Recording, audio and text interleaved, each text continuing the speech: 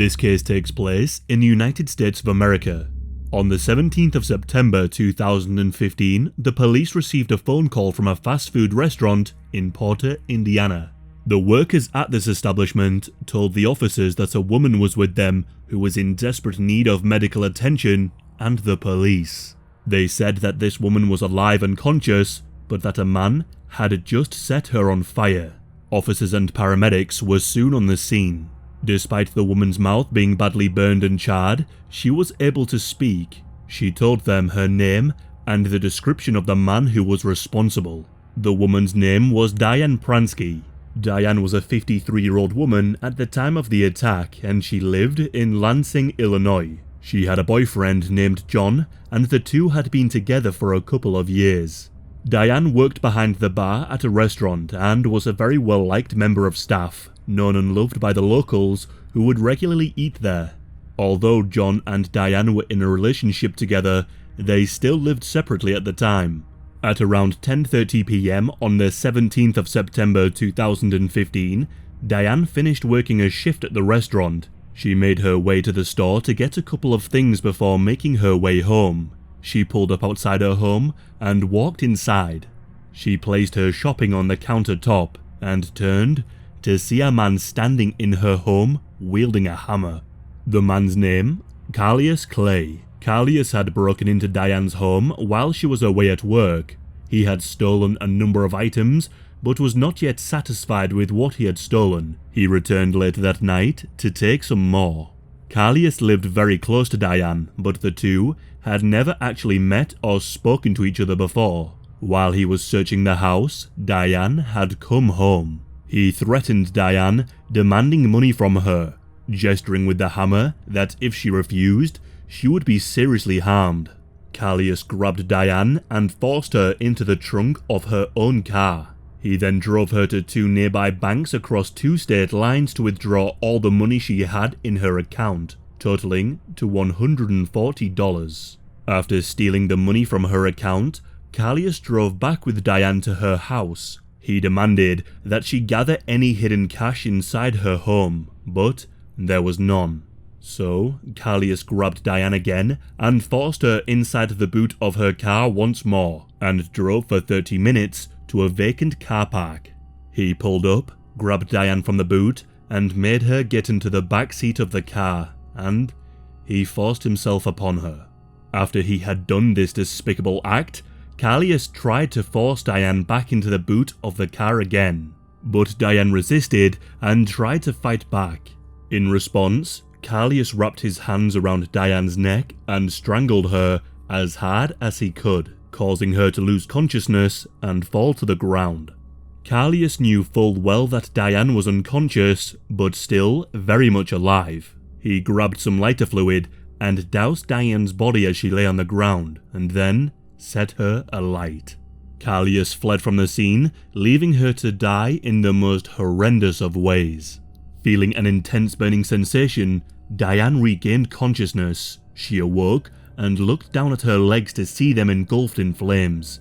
Instinctively, Diane attempted to put out the flames. The stills from the CCTV footage captures Diane running towards a grassy area, extinguishing the flames by rolling on the ground and in a puddle. But the damage had already been done. Diane had been badly burned. Despite being severely injured, Diane was able to muster the strength to get up and walked half a mile to a fast food restaurant to get some help. Once there, some people came to assist her and they called the emergency services, who soon arrived on the scene. Diane was quickly rushed to hospital and was able to answer some questions to help find the man responsible. Diane's car was fitted with OnStar tracking, so the police were able to locate it fairly quickly. They were also able to look into Diane's recent bank records and see the locations where her cards were last used. Thankfully, the second ATM that Carlos had gone to had a built-in camera and CCTV. The cameras showed him pulling up in Diane's car and using her card. On screen right now is what the ATM was able to capture. Carlius had his face partially covered with nylon. and was also wearing gloves so not to leave behind any fingerprints, but this image was more than enough to help identify him and bring him to justice. It took only 3 days for the police to locate Callius. Callius was also on parole when he attacked Diane. He had been charged and arrested for shooting a man in the head who had also survived. He was now charged with another attempted murder and kidnap. Diane had suffered burns to 2/3 of her body. The doctors were not too optimistic about her chances of survival. People with such burns don't tend to survive. Diane suffered multiple organ failures and was in extreme pain. It was clear that if she was to survive, it would be a long road to recovery. She had to suffer through numerous painful skin graft surgeries along with physical and mental therapy, spending a total of 9 months in hospital and a rehabilitation facility. Due to the horrendous injuries Diane had sustained, she had to try and relearn how to talk, eat, walk, and even blink. Thankfully, Diane managed to survive. While in detention awaiting trial, Callius entered the office of one of the female caseworkers to complain about another inmate that had been giving him trouble. Only this was a fabrication. Callius had met with this caseworker so he could try and hold her hostage. The caseworker reached for the phone to report the problem. As she did, Callius grabbed her arm and told her that he had a knife and threatened to kill her if she did not comply with him. He took her keys and locked the office door. She radioed for help and Callius demanded she put her face down on the floor. He straddled her back, grabbed her by the hair, and pressed the knife against her throat.